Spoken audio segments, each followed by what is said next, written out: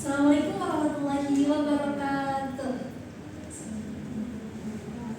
Halo, selamat siang semua. Duh, sepertinya pada lemes-lemes banget ya teman-teman. Ya tahu sih ini emang jam-jam rawan banget. Iya nggak sih jam-jam rawan? Untuk jam-jam rawan apa? Wah, pokoknya jam-jam rawan banget deh. Oke, biar teman-teman semangat. Di sini kalau kakak tanya teman-teman, apakah kalian siap belajar? Kalian jawab, tapi sambil pakai gerakan ya. Gerakannya siap, saya semangat, gitu ya. Oke, kalau kakak tanya, 1, 2, 3, apakah kalian siap belajar hari ini? Siap, saya semangat. Wah, sebenarnya teman-teman udah siap banget nih ya buat belajar hari ini. Oke. Nah, teman-teman, pasti teman-teman di sini semua punya HP kan? Iya, Kak. Punya kan? Hampir ya. Sekarang tuh generasi-generasi muda, milenial, kemudian gen apa itu pasti pada punya HP semua teman-teman. Nah, teman-teman biasanya di HP ini digunakan buat apa sih ya? Oke lah, selain scrolling Instagram, TikTok, kadang pasti teman-teman nge-game, iya bener. Kadang pasti teman-teman nge-scrolling juga berita-berita atau wah ada yang viral nih Kak, wah ada berita ini nih Kak. Ya kan teman-teman pasti temukan berita-berita atau artikel-artikel tentang apapun itu, baik tentang misalkan kebersihan lingkungan atau artikel tentang pendidikan atau kasus-kasus korupsi dan lainnya. Nah, ketika teman-teman menemukan berita seperti itu atau artikel seperti itu merupakan suatu bagian dari karya ilmiah. Nah, jadi pada siang hari ini kita akan membahas tentang karya ilmiah. Kita mau belajar apa aja sih hari ini? Oke, di sini yang pertama kita akan belajar struktur karya ilmiah. Kemudian yang kedua ada ragam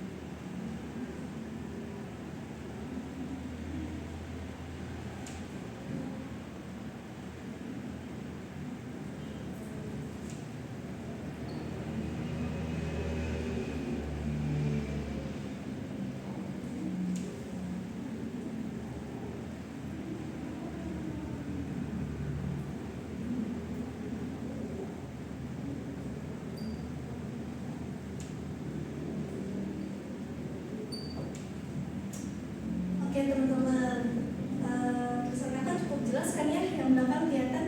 Oke aman ya. Nah, jadi pengertian karya ilmiah menurut KBBI atau Kamus Besar Bahasa Indonesia, karya ilmiah adalah karya yang ditulis berdasarkan fakta dan data. Nah, jadi berbeda teman-teman ketika kita ingin menulis novel ataupun cerpen cerita pendek, yang dimana ketika kita menulis novel dan cerpen itu bisa saja mengambil dari pengalaman pribadi kita atau pengalaman teman kita, pengalaman saudara kita, atau pengalaman keluarga atau yang ada di sekitar kita. Tetapi berbeda halnya ketika teman-teman semua ingin menulis karya tulis ilmiah, itu harus berdasarkan fakta dan data. Nah, kemudian apa saja dan bagaimana cara menulis karya ilmiah, step by stepnya apa aja gitu kan. Nah, nanti kakak bakal jelasin di berikutnya. Oke, nah kemudian yang kedua sini ada menurut Witarsa. Jadi Witarsa itu merupakan guru besar ya teman-teman, atau dosen di salah satu universitas.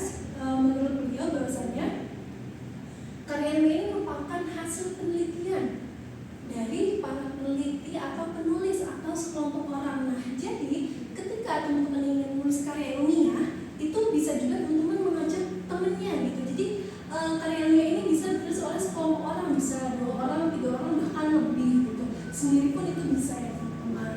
Oke. Kemudian kita lanjut yang pertama di struktur karya ilmiah.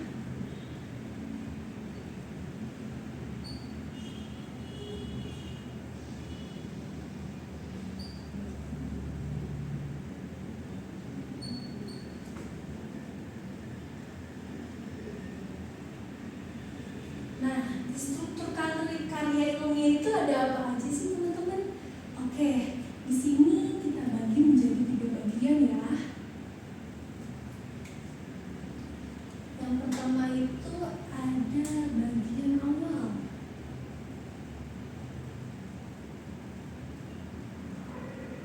Atau kita singkat BA ya, BAW. Oke, kemudian ada bagian inti.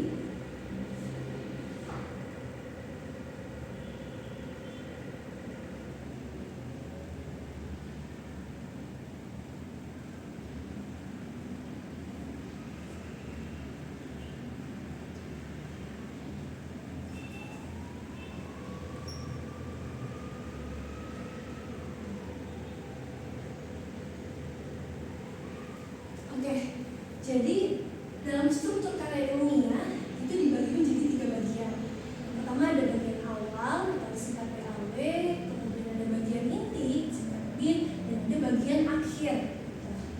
Kita masuk ke bagian awal.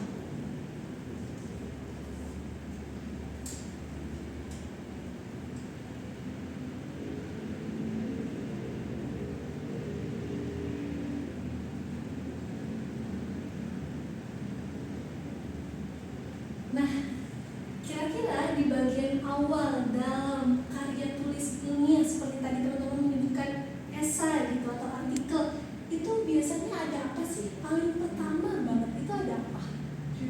Judul, betul sekali ya teman-teman. Jadi di bagian awal poin pertama itu ada judul ya. Betul. Nah, jadi di judul ini itu harus mencakup subjek penelitian apa yang teman-teman ingin teliti. Misalkan, maka tulis di bagian sini ya judulnya.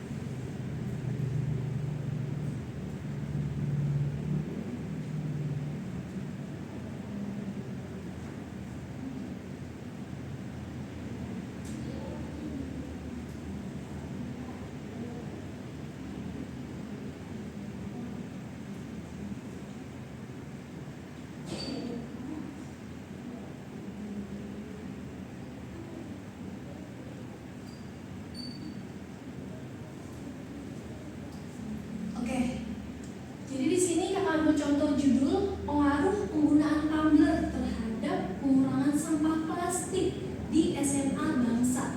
Nah, jadi di dalam judul ini tadi itu harus mencakup subjek penelitiannya, teman-teman. Nah, sini subjek penelitiannya pengaruh penggunaan tumbler. Nah, kemudian apalagi di dalam judul itu selain subjek ada tujuan penelitiannya, harus mencakup ini, teman-teman. Kemudian juga mencakup ruang lingkupnya apa saja. Dan lain-lainnya, teman-teman.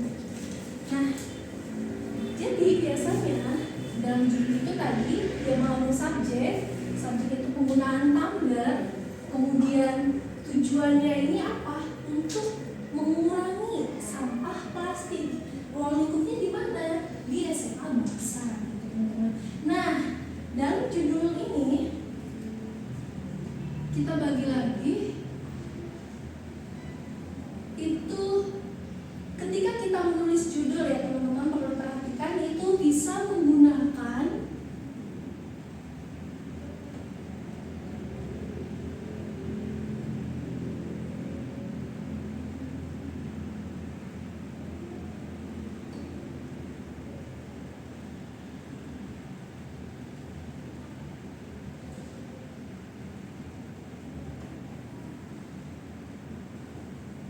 jadi ketika teman-teman ingin menulis karya ilmiah, baik itu ditulis maupun di laptop, di komputer dan lainnya, itu yang pertama yang perlu diperhatikan itu bisa menggunakan huruf kapital semua. Jadi hurufnya besar-besar semua ya teman-teman. Atau seperti yang kakak contohkan tadi, kata yang di depannya saja yang menggunakan kapital.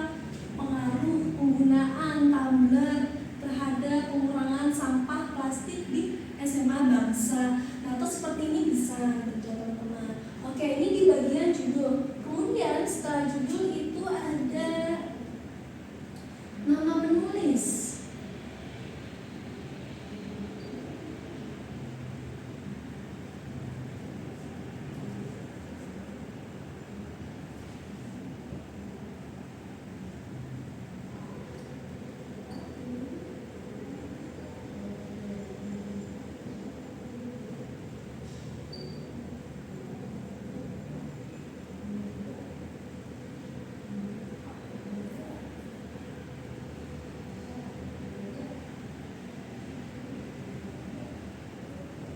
Oke, nah kemudian dalam menulis karya ilmiah setelah judul itu tahapannya menulis nama penulis. Nah, ketika menulis nama penulis, ini kita tidak boleh disingkat nama belakangnya ya teman-teman. Itu jadi kita harus menulis lengkap dengan nama belakangnya. Seperti contoh, di sini kakak tambahkan nama penulis. Misalkan kakak yang menulis. Nah, kemudian mengapa tidak boleh disingkat? Karena nanti ketika artikel atau jurnal ini sudah jadi, kemudian ada orang lain atau teman kita yang ingin mengutip nama kita, itu bakal kesusahan teman-teman seperti itu. Jadi tidak boleh disingkat dan harus menuliskan keseluruhan. Nah, ini satu orang. Kemudian gimana kalau misalkan kita nulisnya 2 orang nih atau 3 orang, teman-teman bisa menambahkan di pinggirnya ya.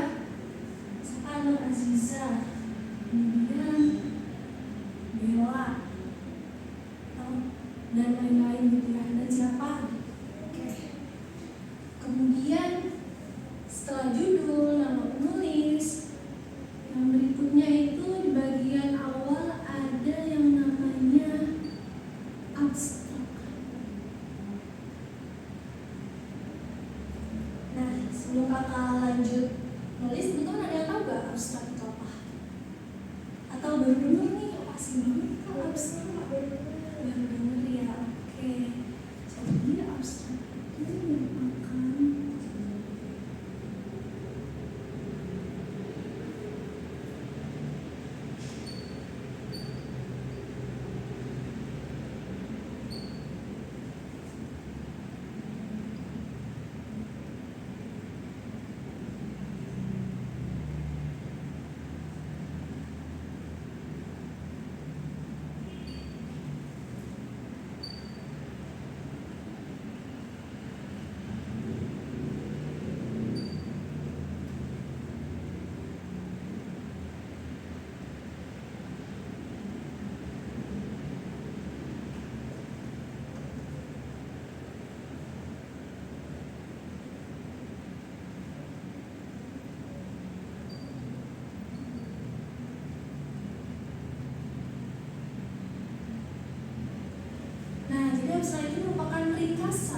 simpulan yang berada di awal setelah teman-teman tulis judul dan nama penulis. Nah, biasanya abstrak itu ada di sini. Abstrak. Kakak langsung tulis contohnya ya. Teman-teman paham sebenarnya abstrak.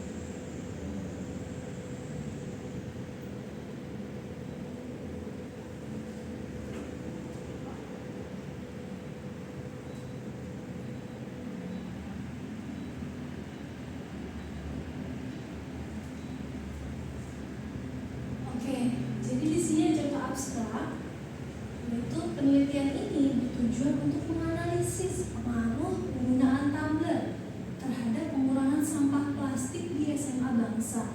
Nah, nanti dilanjut oleh latar belakang dari penelitian ini, misalkan latar belakangnya untuk karena banyak sekali yang membuang sampah plastik di mana-mana, sehingga sampah plastik ini kan yang teman-teman tahu juga bahwasanya susah untuk dikelola gitu kan teman-teman, lama sekali. Nah, oleh karena itu penggunaan tumbler ini sangat mengurangi pengurangan sampah gitu, jadi lebih efisien. Nah, misalkan seperti itu. Jadi di abstrak ini ya teman-teman, buat seluruhnya ringkasan dari penelitian ini bertujuan untuk apa, kemudian nanti di latar belakang ini teman-teman tergantung topik yang teman-teman teliti tentang apa, nanti teman-teman bisa lanjutkan terus tujuan penelitiannya untuk apa, seperti itu. Nah, setelah abstrak itu ada yang namanya kata kunci.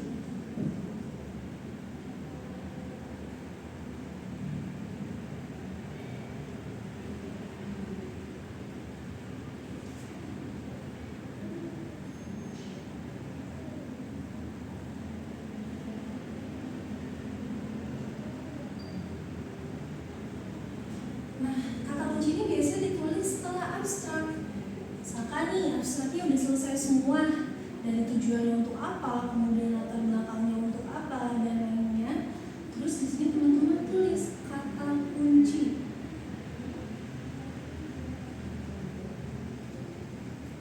Nah, kata kunci di sini apa aja? Misalkan ada tentang sampah plastik.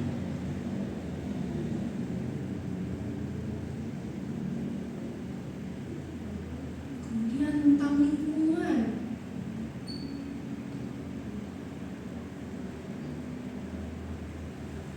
Nah, jadi kata kunci ini ketika kita sedang meneliti satu topik, nah kata kunci itu ada biasanya di judul atau di abstraknya gitu. Seperti ini yang contoh kita bahas. Kita sedang meneliti tentang penggunaan tumbler terhadap pengurangan sampah kan.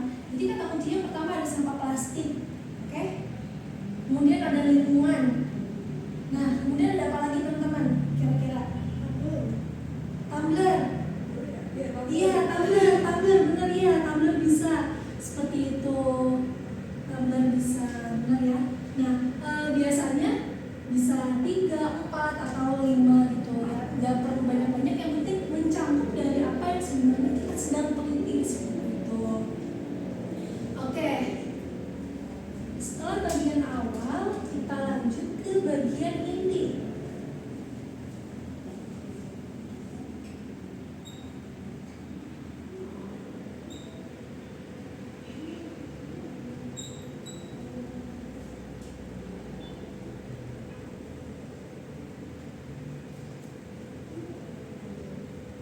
Tadi kita telah membahas bagian awal, itu ada judul, ada nama penulis, ada abstrak, dan ada kata kunci. Kemudian selanjutnya kita lanjut ke bagian inti. Nah,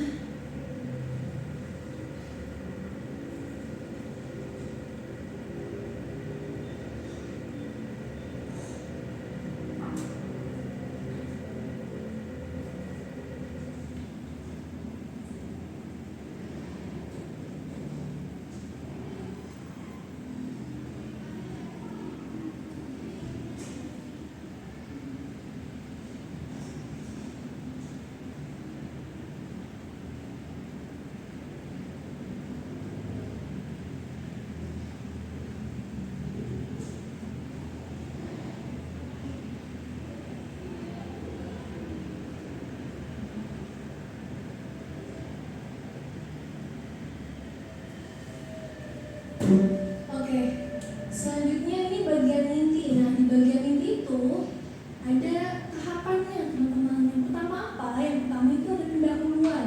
Nah, jadi di pendahuluan ini berisi apa? Pendahuluan ini berisi latar belakangnya seperti apa, kemudian rumusan masalahnya, kemudian tujuan penelitiannya untuk apa. Nanti setelah itu lanjut ke pembahasan.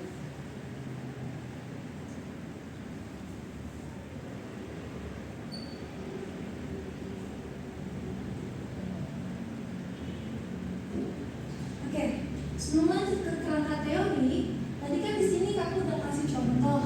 Ini contoh di abstrak nih ya teman-teman. Nanti teman-teman bisa menjabarkan lagi di bawahnya.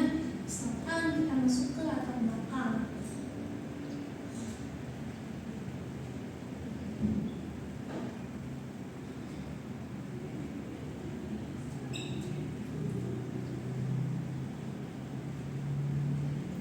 Misalkan latar belakangnya.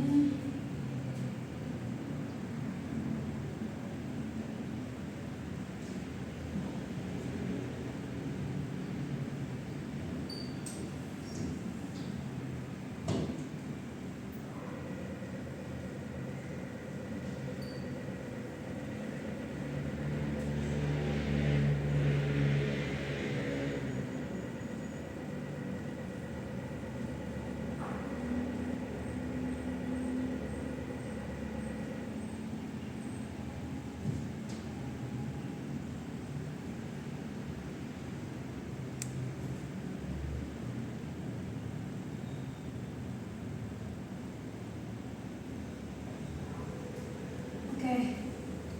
Nah, di latar belakang itu berisi kronologi atau peristiwa apa nih yang mau kita bahas. Tetapi ketika teman-teman ingin menulis latar belakang, itu jangan langsung mengambil kita contohnya di SMA Bangsa, jangan langsung di SMA-nya, tapi kita kerucutkan dulu teman-teman. Kita mulai dari Indonesia dulu, kemudian nanti masuk ke kabupaten. Nanti setelah itu baru dikerucutkan lagi di SMA bangsanya. Nah, seperti ini contohnya. Sampah plastik merupakan permasalahan lingkungan yang ada di Indonesia. Nah, nanti teman-teman bisa lanjutkan lagi sesuai subjek apa yang teman-teman sedang teliti. Seperti itu contohnya. Nah, kemudian ada rumusan masalah.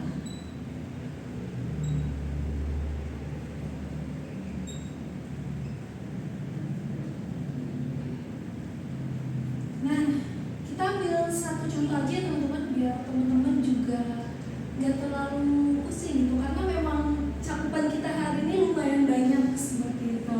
Oke, rumusan masalah.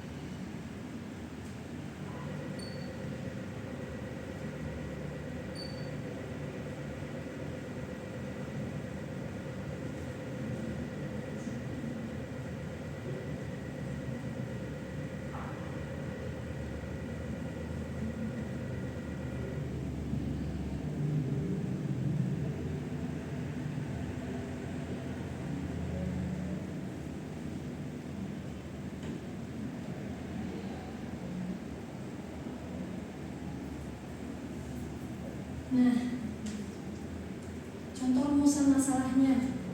Jadi ketika teman-teman setelah selesai rumuskan ke belakang, timbullah atau muncul satu permasalahan. Apa sih gitu kan? Atau bagaimana pengaruh penggunaan tumbler terhadap pengurangan sampah plastik di SMA Bangsa? Jadi rumusan masalah ini bagaimana kemudian pengaruh penggunaan tumbler ini?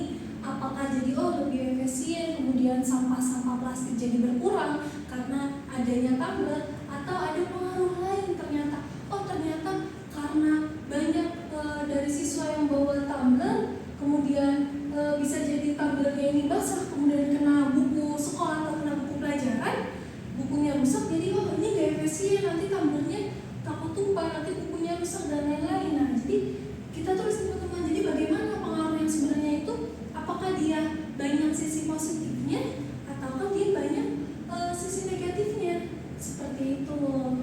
Kemudian setelah rumusan masalah, ada tujuan penelitian. Nah, tujuan penelitian. Ketika teman-teman ingin menulis tentang topik apapun itu, kita nggak asal nulis dong, ya kan? Pasti ada tujuan dari penelitian atau tujuan dari yang kita tulis itu untuk apa? Di sini contohnya.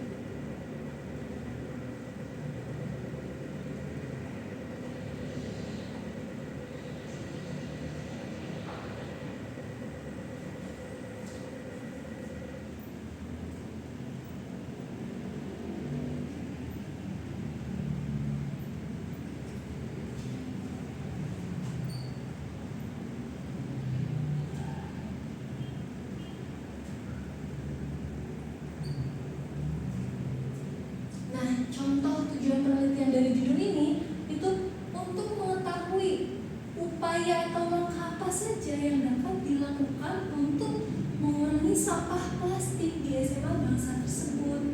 Gitu. Sampai sini teman-teman paham nggak? Paham ya. Nanti kakak biar teman-teman makin paham, kakak nanti bakal ngasih soal, gitu nanti teman bisa lihat aja di aplikasinya. Kemudian sini ada kerangka teori.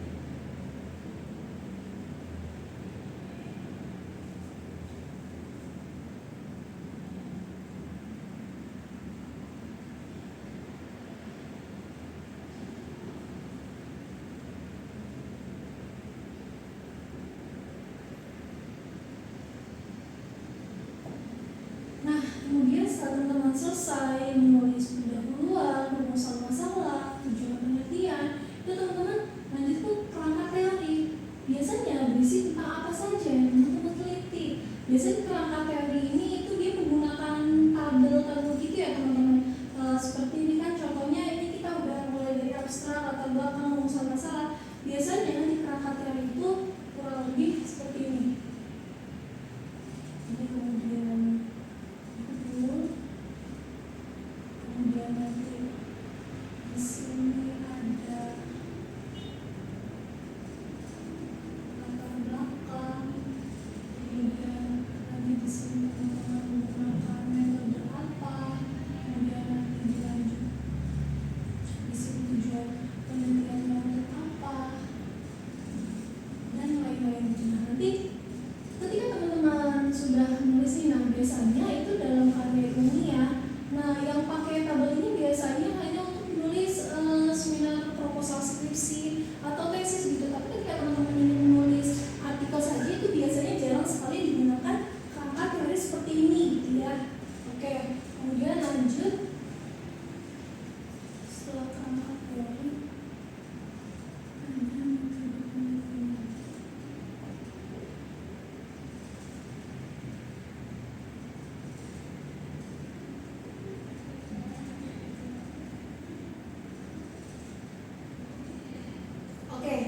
setelah kita menulis pendahuluan, rumusan masalah, dan tujuan penelitian, itu kita menulis metode penelitian.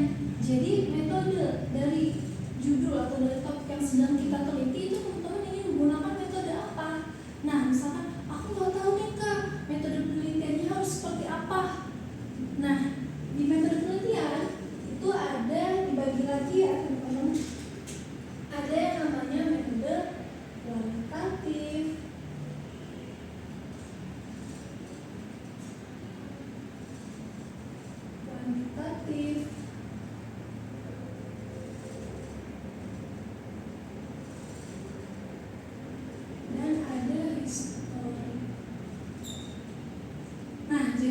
sebenarnya untuk menggunakan metode penelitian ini tergantung teman-teman ingin menulis atau meneliti apa dulu.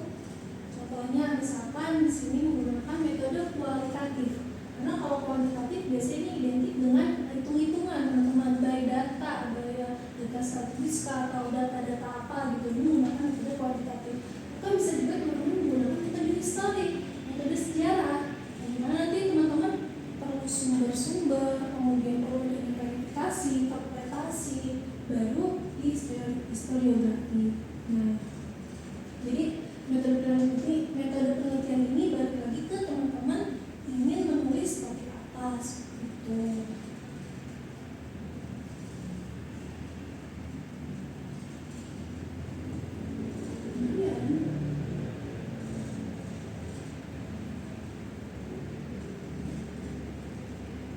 Setelah selesai menulis, kemudian tujuan penelitian, metode penelitiannya apa yang digunakan, itu teman-teman yakin menulis simpulan atau kesimpulan daripada yang teman-teman tulis ini.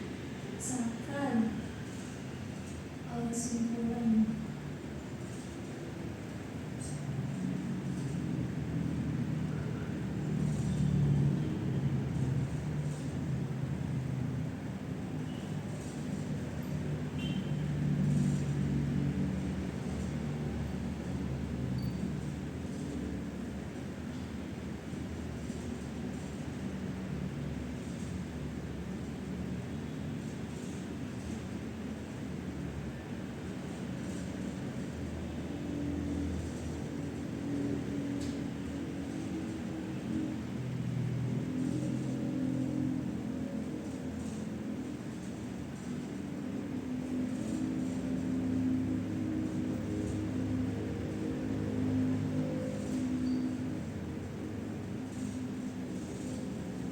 Nah, setelah selesai kemudian kita menulis dari awal sampai akhir kita menulis simpulan. Di sini kakak ambil kesimpulan dari contoh topik kakak ya, bahwasanya dengan menggunakan tumbler hal ini tuh bisa mengurangi terhadap penggunaan sampah plastik yang ada di SMA Bangsa. Misalkan yang dimana di SMA Bangsa ini ternyata sangat banyak sekali teman-teman limbah sampah yang memang sulit untuk dikelola. Nah, makanya mengapa kemudian guru-gurunya, kemudian pihak kepala sekolahnya itu menyarankan atau bahkan mewajibkan para siswanya untuk membawa tumbler karena untuk mengurangi sampah plastik yang ada di SMA tersebut.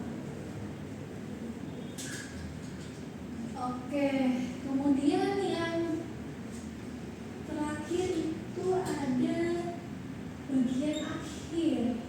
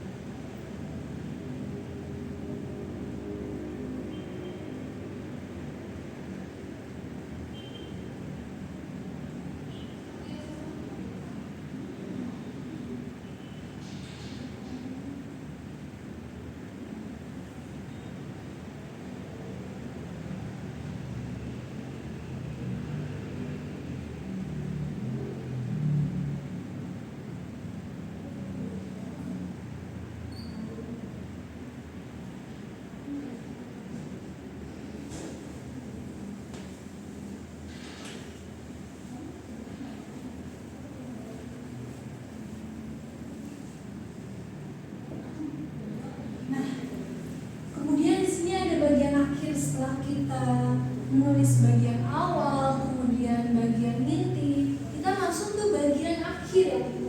Nah, di bagian akhir itu biasanya ada apa aja sih Kak? Apakah selesai sampai simpulan saja? Oh tidak ya teman-teman. Jadi setelah simpulan itu ada lagi yang namanya daftar pustaka. Nah, biasanya daftar pustaka itu berisi apa saja? Di sini contohnya ada nama, tahun terbit, judulnya apa, kota terbitnya di mana, dan penerbitnya. Nah, contoh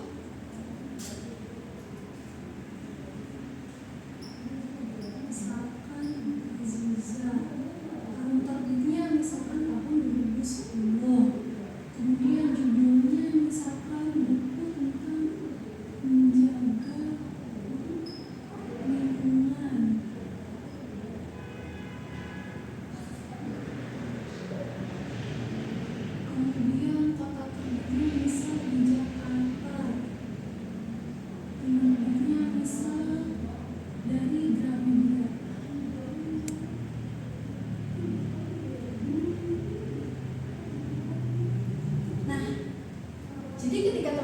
menulis daftar pustaka itu yang pertama tulis nama dulu, Aziza. Kemudian tahun terbitnya, misalkan tahun 2010. Nah, untuk menulis judul itu harus miring gitu ya teman-teman, karena memang sesuai kaidahnya seperti itu ketika menulis judul. Di sini contohnya menjaga lingkungan. Kemudian kota terbitnya dari mana? Contohnya di sini Jakarta, dan penerbitnya dari Gramedia. Seperti itu. Nah, oke. Sampai sini teman-teman paham nggak kira-kira dari bagian awal, bagian inti, bagian akhir? Paham ya? Memang lumayan cukup rumit ya teman-teman di materi ini, tapi sebenarnya ketika teman-teman udah mulai menulis gitu, hal ini tuh kayak oh ya udah ternyata hanya segini gitu teman-teman, nggak yang rumit seperti ini, karena memang teori itu pasti susah ya teman-teman, tidak ada teori yang gampang. Makanya dari sini kita bedah satu-satu supaya teman-teman juga paham seperti itu. Oke, kakak kasih waktu 10 menit ya untuk teman-teman tulis, dan kalau mau foto aja boleh nanti, tapi harus tulis ya nanti ya dia ya. Iya, awas supaya teman-teman boleh difoto. Kalau teman-teman mau tulis boleh. Oke deh, kakak kasih waktu 5 menit deh ya, 5 menit aja untuk foto atau yang menulis. Mau dia minum dulu boleh ya.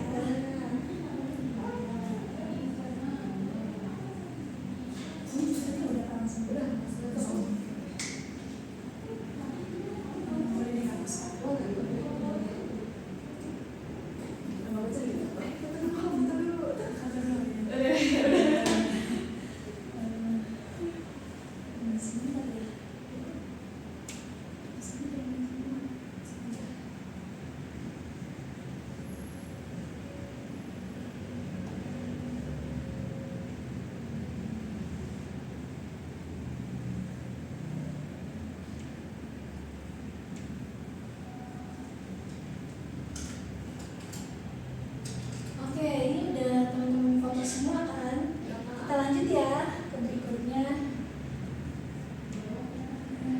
Itu tentang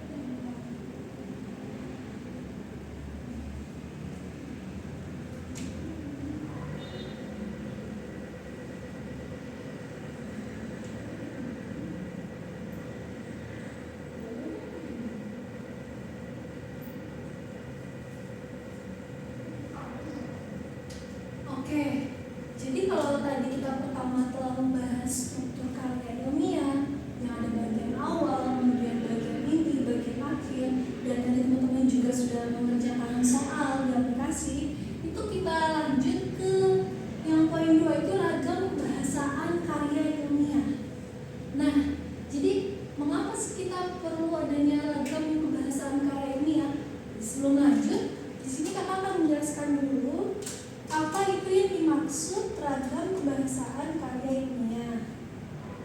Nah,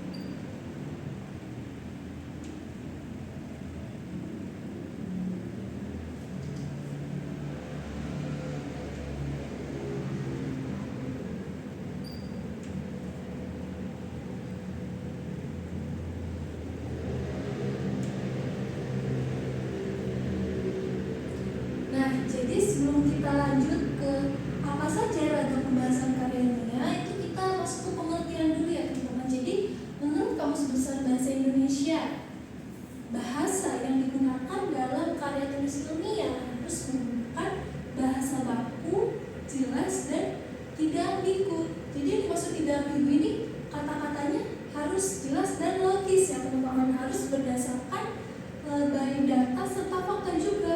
Berbeda halnya ketika teman-teman ingin menulis novel atau cerpen gitu, ya udah teman-teman tinggal menulis saja. Kadang juga kata-kata di novel kan tidak menggunakan bahasa baku.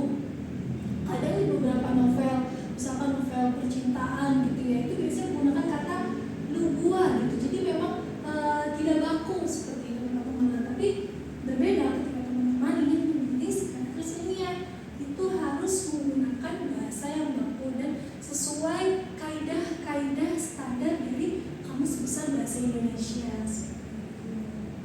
Nah, kemudian kita lanjut ke ragam kebahasaan karya ilmiah. Itu yang pertama, kata-katanya itu harus objektif. Nah, apa itu objektif?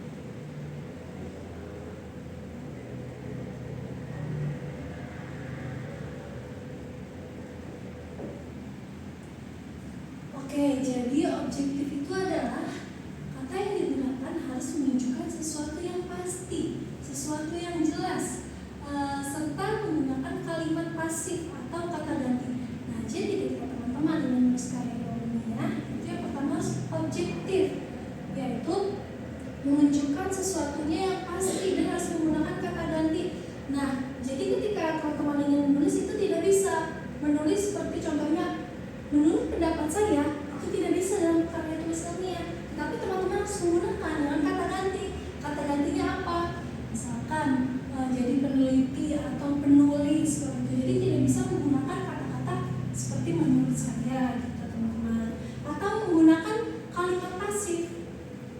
Masih ingat nggak teman-teman di pembahasan sebelumnya apa itu kalimat pasif dan apa itu kalimat aktif?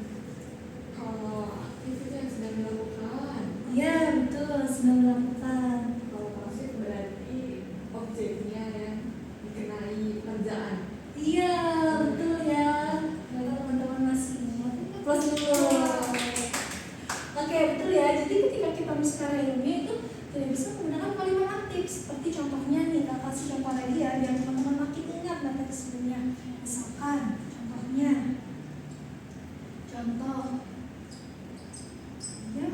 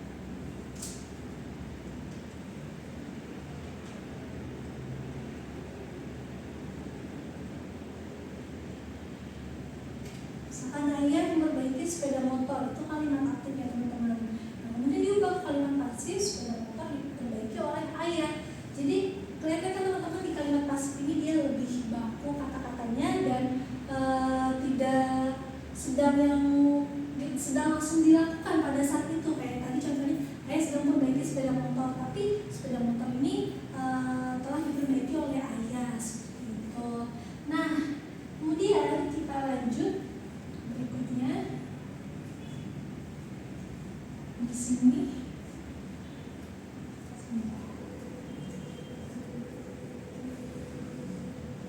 Kakak izin hapus ya, teman-teman ada foto kan? Kak. Oke.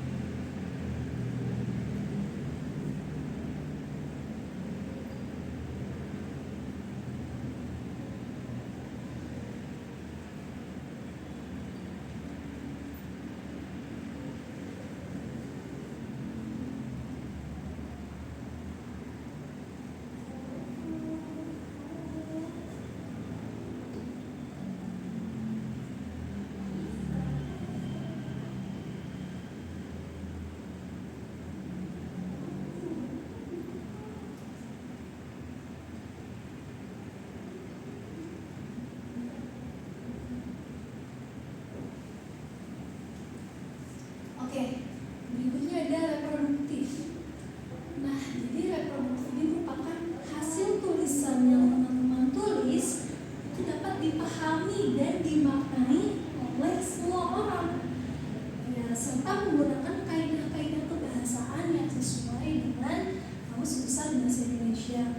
Nah, jadi ya itu teman-teman, lagi-lagi ketika kita ada menulis karya ilmiah dan menulis lainnya itu sangat beda sekali ya teman-teman. Kita memerlukan step by step, kemudian langkah-langkah serta teorinya apa saja yang diperlukan dalam karya tulis ilmiah, dan hasil tulisannya juga dapat dipahami dan dimaknai oleh semua orang. Seperti tadi, kita tidak boleh menggunakan menurut saya, menurut pandangan saya, tapi itu diganti dengan menggunakan kata peneliti atau penulis, seperti itu teman-teman. Oke, sampai sini paham? Oke, aman ya. Objektif, reproduktif, terus yang terakhir ada denotatif.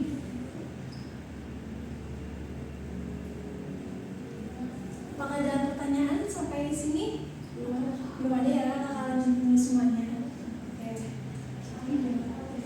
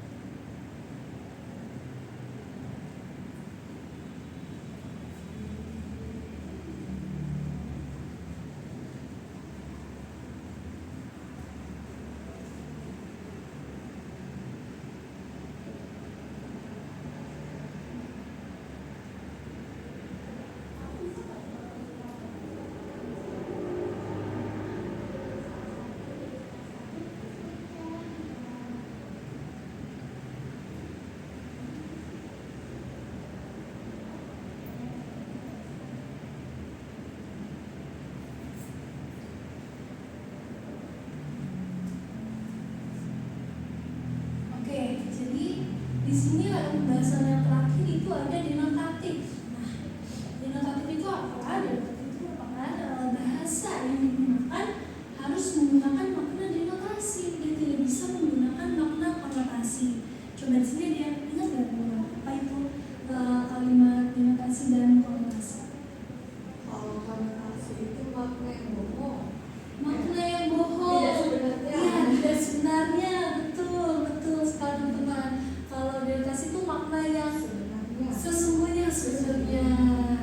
Oke, teman-teman masih ingat ya materi kita minggu lalu tadi? Oke, kalau teman-teman pada belajar ya di rumah pada kerjaan. Keren banget. Ini kayaknya kalau kakak langsung ngasih soal teman-teman bisa ya selesai ya. Oke. Di sini kakak kasih contoh ya. Biar teman-teman makin paham contohnya.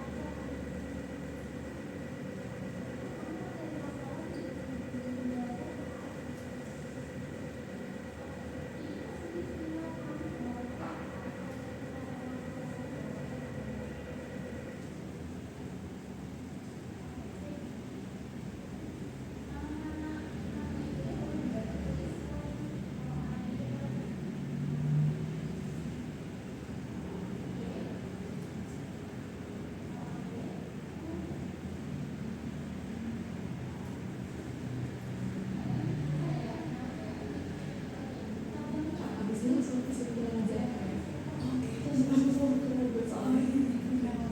Oke, jadi di sini contohnya Rani menyiram bunga di halaman rumah. Menyiram bunga, jadi bunga ya bunga teman-teman, bunga mawar kah, bunga melati atau bunga apapun itu.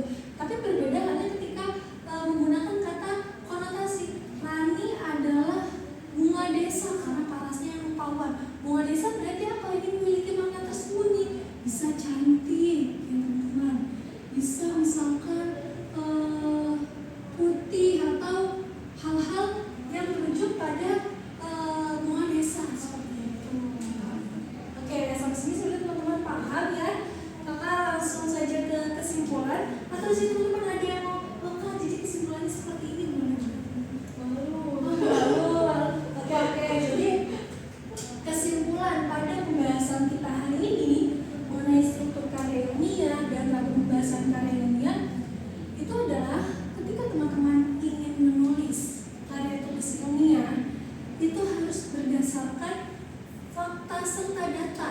Teman-teman harus mencari dulu apakah sumber ini oke atau apakah sumber ini memang benar. Teman-teman harus mencari tahu dulu apakah data-datanya itu benar atau fakta-fakta yang terjadi itu seperti apa.